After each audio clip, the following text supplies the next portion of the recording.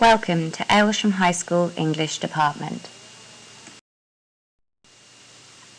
As a subject, English is an exploration of both literature and language.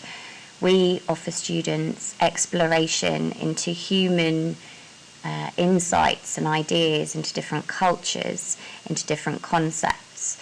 We talk about big ideas, so things like poverty, justice, inhumanity, oppression, society, freedom, nature, all of those things that we experience in our lives that will help them to prepare for what is to come and to understand emotionally as well as literally the society in which they grow and will enter. We champion reading, writing and oracy. These are 3 skills that need to be evenly matched across our curriculum so that students are able to enter the world with all 3 of these available to them. With reading, students need to be able to access the variety of different types of texts and genres: fiction, non-fiction, reading to inform, reading to learn, reading to entertain, reading for pleasure. Reading is an essential skill to prepare students for the life ahead of them. Writing, equally, students need to be able to express themselves in the written form, in both fiction and non-fiction. They need to be able to inform, they need to be able to entertain, and they need to be able to persuade. With oracy, the 3rd skill, probably one of the most important skills that a student will need. They need to be able to express themselves verbally, to be able to persuade someone to give them a job in an interview, or to be able to make their voice heard and clear. Oracy is not just making speeches, but also responding to questions, asking questions, being able to be clear and concise and make their voices heard. Therefore, here at Aylsham, we may ensure that students have opportunities to develop and extend these 3 skills throughout their 5 years of study. Vocabulary. Vocabulary is an essential part of a student's learning, not just in English. They need to know and understand and comprehend and be able to wield words, thousands of words. We can see here that Alex Quigley writes, students need 50,000 words to thrive in school, as part of research that he conducted. Secondly, research indicates that between 4 and 10 exposures to a new word can best establish that word into long-term memory. So we need students to come across these words regularly to make sure that they see them in different contexts, in different environments, to ensure that they don't just recognise the word, that they understand the word and that they are able to then apply and use it themselves. Becoming a reader requires time and patience. A student needs to read 23 miles of text to develop their skills. Again, reading is a skill. Vocabulary and learning is a skill. It needs to be developed and extended and repeated over and over to ensure that the understanding is learned permanently. So what do students study across their 5 years here at Aylsham High School, and why do we get them to study that? English language and English literature has developed across the ages. You can see the spectrum of the development of the English language here in this pictorial representation. So we, across the 5 years, will take students through these different facets and time periods of writing to really show them what's important in English language and English literature.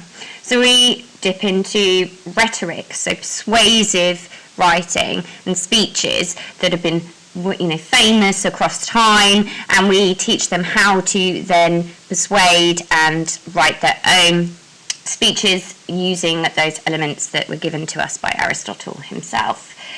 We look at things like Chaucer, so he introduced normal, ordinary tales, kind of comedy elements as well, giving us an insight into what life was like in the period of pilgrimage. We also look at Shakespeare and Renaissance poetry and theatre. Shakespeare's given us the most amazing selection of phrases, idioms, metaphors, words into our language, and he is an essential part of students' learning. So we do multiple Shakespeare plays, and we look at his poetry too. Then we have the Romantic period. We look at poetry from this period of time. Again, another societal shift, new ideas coming through, different voices being heard, talking about different things as well. We've got greats like Jane Austen, who we need to make sure that we study her, and female voices and how female writers started to come through to the fore, leading us up to modern day writers such as Charles Dickens in the Victorian period. We study him and his ideas about poverty and redemption. Writers like George Orwell, again coming further up to modernisation. We look at George Orwell texts and introduce those to students, and that kind of satirical take on society. And then finally William Golding, who's one of our more modern texts that we study. We look at Lord of the Flies and again reflect on how this book helps us to look at society and adulthood as well, that transition from childhood into adulthood and the ideas that brings. So students will have a diverse range of genre, of style, of contexts as well that they learn about historically to enable them to understand this variety of language and literature that English has to offer across the ages. So English as a subject covers 2 GCSEs. We have formal qualifications in Year 11 for students in English language and in English literature, giving them those 2 separate GCSE qualifications. So we'll start with English language. Students sit 2 papers in Year 11. They're 1 hour 45 each. Both papers are then split into 2 sections. So there are, starting off with the reading questions, there's 4 questions that build up the skills and their ability to read and comprehend texts. They then analyse the quality of the writing to show their understanding of meaning. In the second half of the paper, there is a written question in both papers. And so that is the ability for students to wield and use the skills they've just analysed in a writer's writing and apply that to their own. So they are able to write in a certain style or in a certain way and, show off their skills that they've learned. So that's English language. English literature is where students show their ability to understand the meaning of text they've already studied. So again, students sit 2 papers in Year 11. They will have learnt the texts and studied these texts in class in Year 10 through the course of Year 10 study. So it will mean that they will need to revisit their notes and revise and refresh that learning and understanding from that year. Paper 1 for literature covers Shakespeare and 19th century literature. And the paper 2 covers their more modern text with anthology poetry, which is a selection of 15 poems on power and conflict. And then the final section on that second paper is some unseen poetry, where the skills that they've been taught through their literature anthology poetry can be applied to something new and something fresh. So both of these qualifications are independent of one another, and they are all entirely exam-based assessed. For GCSE English language, there is also a speaking and listening endorsement. So students need to complete a unit of study according to this requirement for their GCSE language GCSE. It involves making a 3-minute speech, talking at length and in detail about a topic they're passionate about. They then take questions from the audience and demonstrate their ability to respond in real time to that question in depth. As a result of this, we integrate speaking assessments into our Key Stage 3 curriculum to allow students the confidence of getting up and being ready for this final endorsement qualification in Year 11. So they have multiple opportunities to both write and perform speeches throughout the curriculum from Year 7 all the way up to that final endorsed assessed piece ready for their GCSE. We also encourage students to participate in our well-established public speaking competition.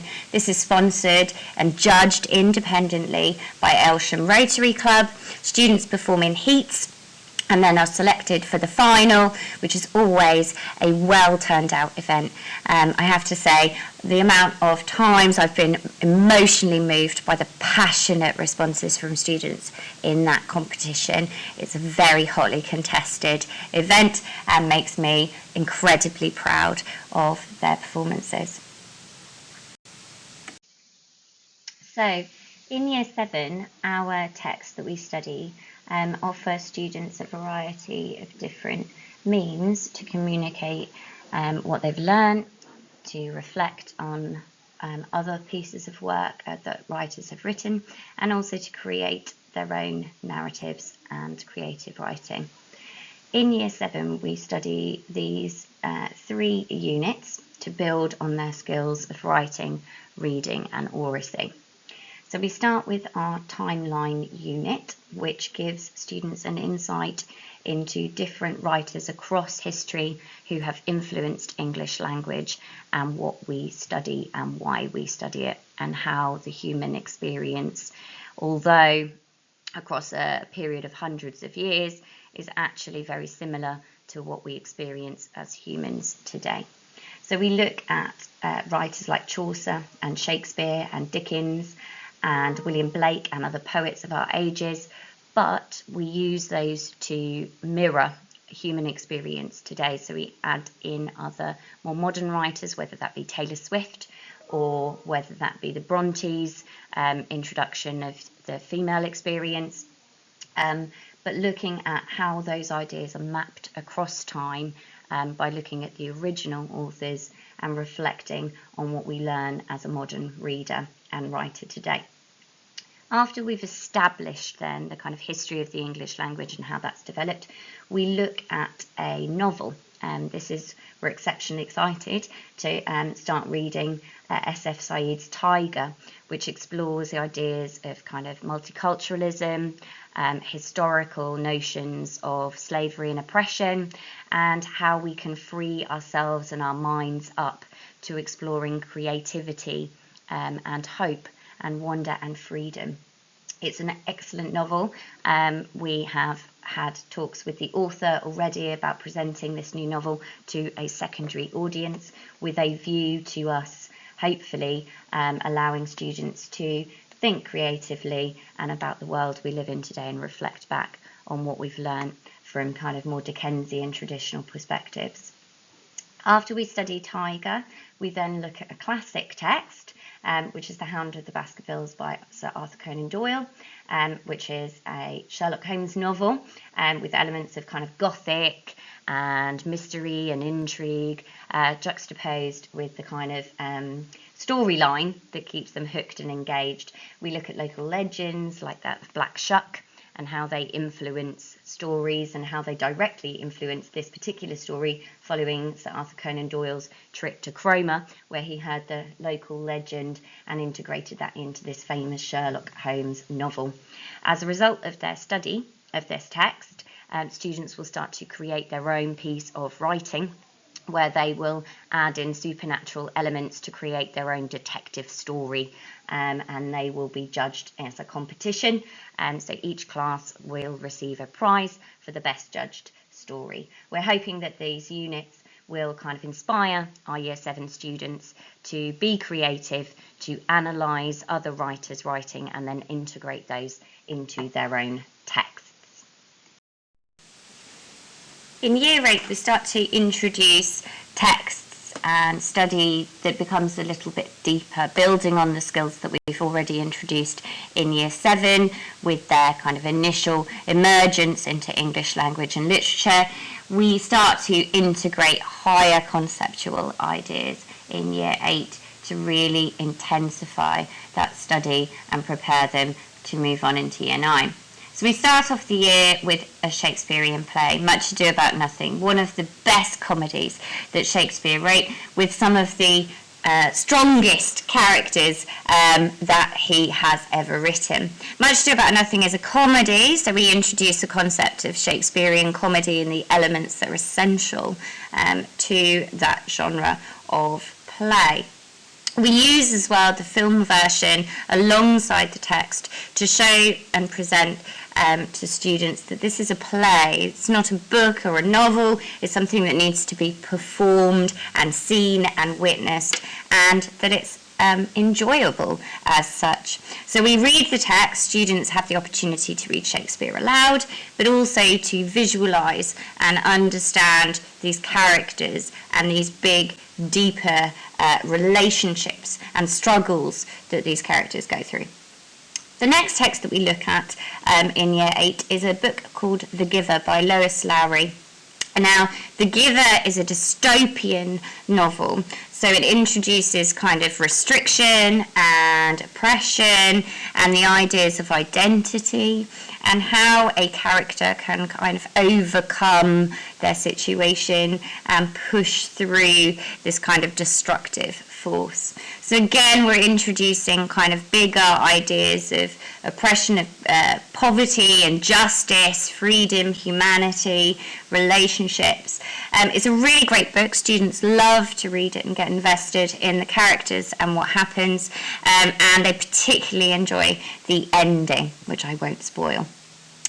After this, we build on that idea of identity and of humanity through a collection of poetry from poets across the ages. So we have some poet laureates like Caroline Duffy in there, Seamus Heaney, Maya Angelou, and we explore what identity is, what it means to be you as a person and what makes you you, and how individual identities can also intermingle to make a collective identity. So we look at ideas of nationality, of race, of gender.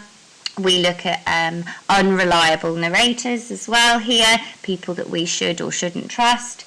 And it really is a great way to introduce poetry to students who might ordinarily feel perhaps a little bit averse to it. We also get students, once they've read a poem, to reflect on how the poet has crafted that poem and then apply that themselves, so they begin to write their own poetry in response. We make our own individual anthologies, and students are exceptionally proud of their work, and they take that home often to show their family and friends.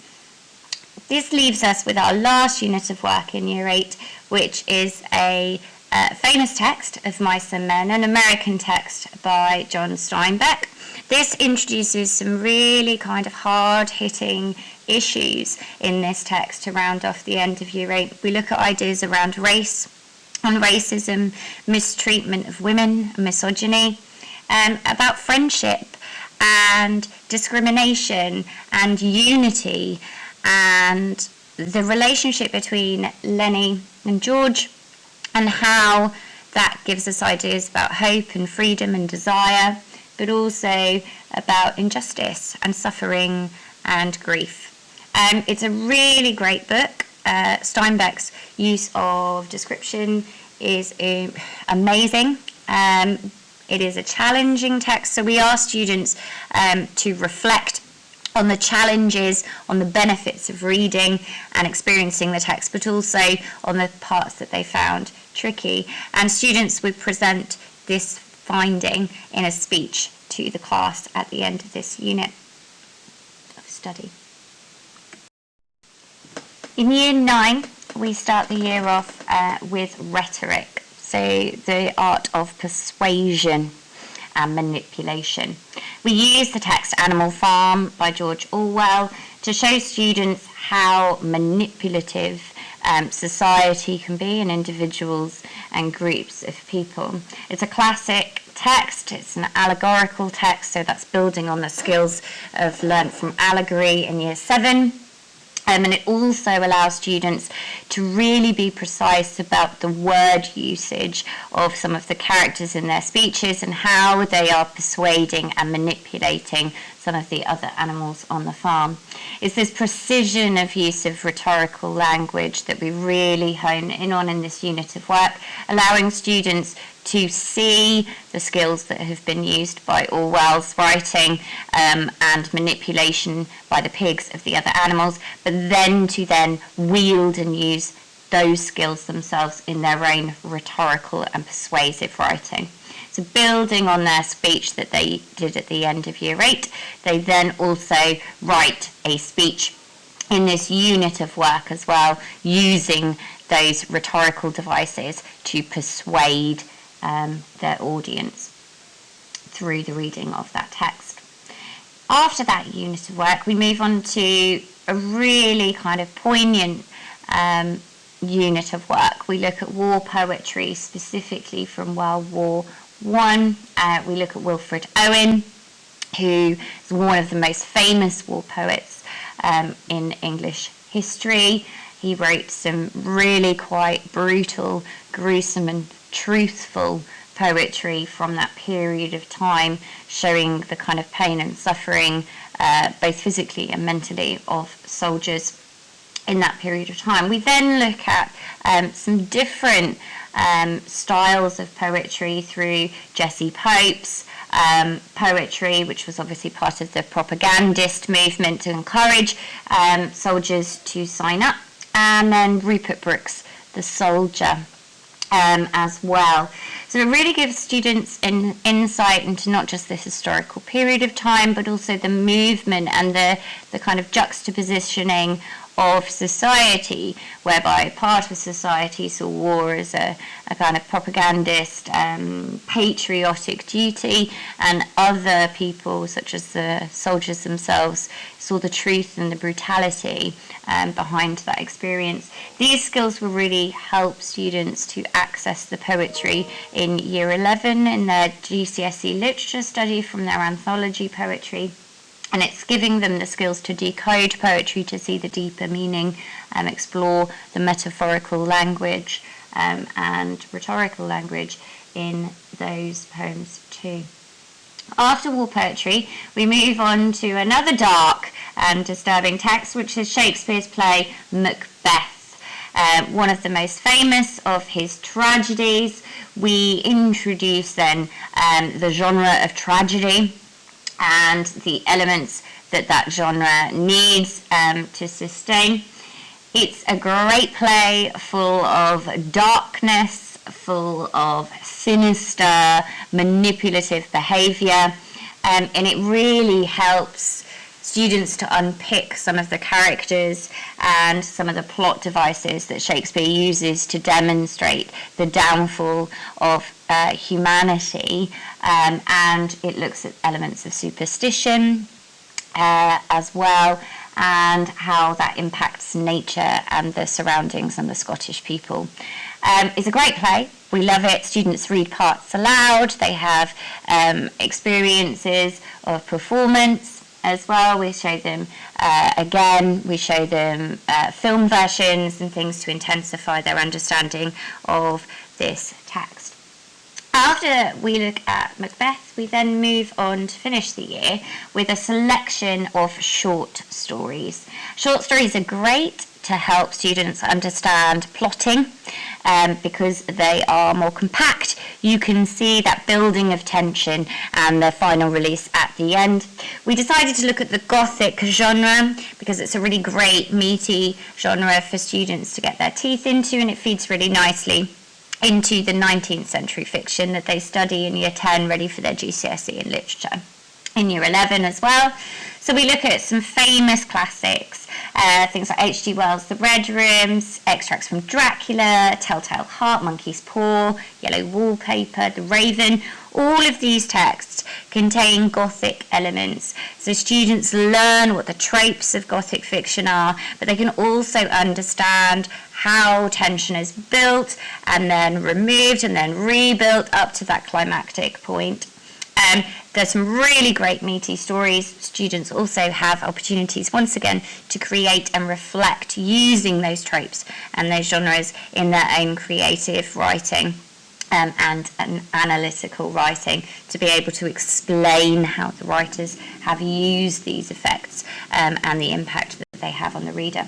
It's a really great unit of work, ready to finish them up before their Key Stage 4 GCSE study begins. So, moving into Year 10, our students embark on their GCSE literature study. There are 4 different components for literature. All students must study a Shakespeare text at GCSE level, as well as a 1900s text, a modern text, and poetry as part of an anthology of study. Our text at GCSE, we've chosen to reintroduce Macbeth, this time focusing on the entire play as a whole and all of the range of characters. So previously in Year 9, students studied Macbeth, focusing primarily on Macbeth as a character and his decline into that kind of stage of power getting to his head and the fall of the tragic hero. This time, as re-looking at the text, we will introduce ideas about the whole of the play, so looking at character studies of Lady Macbeth, as well as other key characters and the messages and contexts in which Shakespeare wrote this play and the motivations as to why. Students will sit an exam at the end, combining their skills of analysis of all of these texts. So Macbeth is a way of them re-embedding their previous learning and writing from a whole text perspective. A Christmas Carol by Charles Dickens follows Macbeth in Literature Paper 1. So we will be looking at the text as a whole. It's a nice, great, quite popular short novella by Charles Dickens, which deals with ideas of poverty and injustice and, most importantly, change. So the development of Scrooge's character across the novella and the things that influence him on his journey for change across the novel. Then moving on to Literature Paper 2, students study Lord of the Flies by William Golding, which is set in a kind of more modern perspective following apocalyptic outbreak of war, where a group of boys are trapped on a deserted island, and explores ideas of chaos and a move of the children from a kind of democratic, rule-breaking society into chaos and savagery. It's a really great novel. Probably lots of you will have heard of it, or at least perhaps experienced it yourselves when you were at school. Following the study of Lord of the Flies, we introduce students to a range of poetry in an anthology. They learn 15 poems in the Power and Conflict cluster, which takes them on a journey of experiences of war and injustice and different conflicts that happen to humanity, from kind of experiences of World War II to modern day war and conflict and familial conflict as well. Students will study all 15 poems, but in the examination will need to look closely at one poem and make a connection from memory to a second poem, exploring those themes. At the end of Year 10, once the literature study has been complete, we also start to introduce them to English language to get a baseline view of how they will perform in English language before we enter Year 11 and the language texts, preparing for examination. Another way that students learn in English is through their homework. Homework is an essential part of student study at secondary school. Revisiting work, recapping the learning, it's all absolutely essential for students to make progress in English. Like I said before, English is a skill. Reading, writing and oracy, they are skills. They need to be revisited, gone through over and over and over so that those skills are embedded and perfected. We know students need to practice them over and over to be successful. We know knowledge is not only gained but retained by repeatedly applying in different contexts. Therefore, all students will be set a weekly literacy quiz. They will be tested on elements of grammar, punctuation and/or spelling every week across every year group. All students will then be set a fortnightly, so twice weekly, written task, and that will consolidate or stretch their in-class learning. So it will be using skills or ideas or topics of discussion they've already learned in class, but getting them to show that understanding from home through a written task. Now, Key Stage 3 and Key Stage 4 are slightly different in the volume that we expect from students. So Key Stage 3, that's years 7, 8 and 9, these students are expected to be doing up to half an hour of English homework a week. So that will either be their literacy quiz or their literacy quiz and their written task. Key Stage 4, however, so that's students in year 10 and 11, these students are expected to be doing up to an hour a week of homework. This is because we have entered the GCSE years, the work is becoming more intensive, and we need to build up those skills of long-form writing. So students will be having their weekly literacy task and then a longer written task that will take them up to an hour of study. So what resources do we have available for students and parents? One of these is the English Department website. You can see the link on this slide here. We recently created this English Department website to support students primarily in Key Stage 4 with revision and give students opportunity to access activities remotely at home. Lots of quizzes are on here. This will help to refresh their literature knowledge, so things like answering the word missing in the quote or basic questions about plot or character. There are also plot summaries for literature texts as well to refresh the order of the texts that they've studied. Things like key quotes and knowledge organisers so that they can make flashcards and memorise some of those key points in the texts. Model examples of essays. These are really good to help students to see some really good examples of how student work has been approached, but also to compare model essays to one another to see which is better and to understand why. There will also be some practice tasks on the website as well, so that they can have a go at applying their reading, their understanding of those models to their own written form. There are links to videos on the website as well that guide students with revision or perhaps walk them through a text that they're not as familiar with, and these can help sometimes with our homework activities as well that we set. We also have a YouTube channel which is Aylsham High School English YouTube. It has many video resources that we made during lockdown learning for students, but also ways to access essays and how to write a clear essay, as well as shorter revisions for the set text as well. The link for that is also on this page. So this leads us on to assessment. How do we assess our students? Well, we assess students regularly, both formally and informally in low-stake quizzing as well.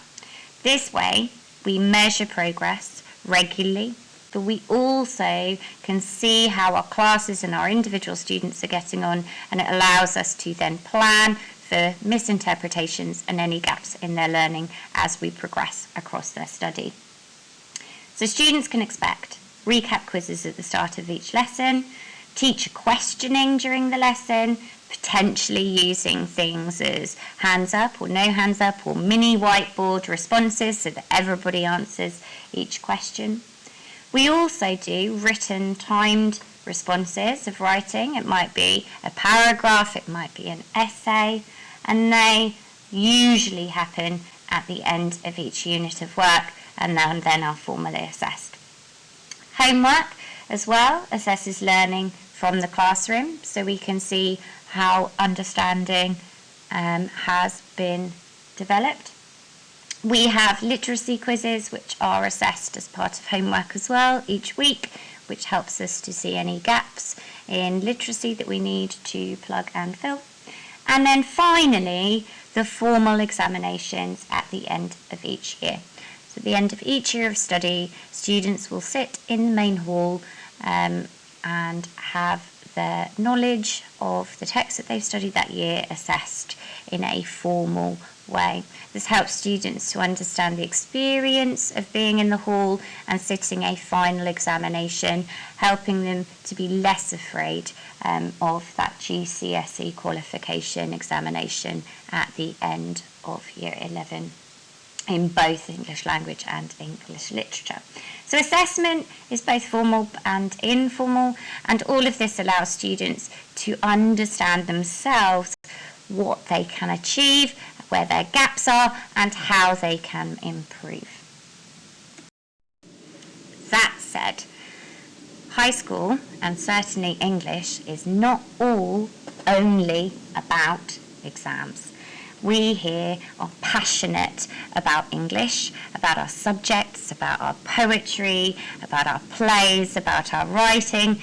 All of the English team adore books, we adore literature, we adore reading, and we certainly adore spreading that knowledge and helping other students to see the passion in English language and literature that we have too. So there are lots of extracurricular activities that we run and we hold, and we are willing to open new groups as well if any students have ideas. So some of the current opportunities that we have are the public speaking competition, where students can stand and give their speech about the topic to a large audience and have an opportunity to win cash prizes and take the trophy home. We also have clubs in the library. We have reading clubs, we have crochet club in the library. The library is a hive of opportunities. Our librarian is passionate about getting students together, getting them reading, getting them socialising, building those skills. There's also chess groups that meet in the library. We have a manga club. We also do Poetry by Heart, which is a great opportunity for students to memorise a poem of their choosing and perform it to camera. This is then sent off as part of the national competition, and we have the opportunity to go and present our poems at the Globe Theatre in London. Loads of students performed last year. I get very emotional about this because it's my favourite thing to run, and there are also workshops available at UEA that we take students to experience and improve their presentation of their poems. Annually, we have participated also in the Norwich LCEP 2040 Arts Festival. We've created postcard poems celebrating Norwich and its surrounding areas. These have been on display at the forum this year. So each student gets the opportunity to write their own poem, decorate it, and every single entry is displayed around Norwich for locals and families to see. We also do reading aloud, so staff members, not just the English team, although you can see me there by my Christmas tree. Reading last year, we did ghost stories to students at winter time, but we love to read together. We get maths teachers and science teachers come up and also get involved. Reading aloud to students is one of the most enjoyable things. I love to have a story read to me. We also have the Harbour Club as well. So we are a school of sanctuary for refugees. We have students who have been moved here from refugee countries, and so the Harbour Club is there to explore these ideas and to represent our school of sanctuary. There is also the school newspaper as well, which you can join. We have students writing articles and bringing together the news from the community and also individual voices. We also run creative writing contests annually as well. Students have the ability to show off their skills, to write something they're passionate about, and we love to read them. We absolutely do. It is our absolute pleasure to welcome all students at Aylsham High School to the English department. And if you ever want to talk about William Blake, Mrs. Elliott's room is room 49, and I will chew your ear off about that. But that's what I leave you with now. There are hundreds of opportunities for students to flourish here, and we welcome them all.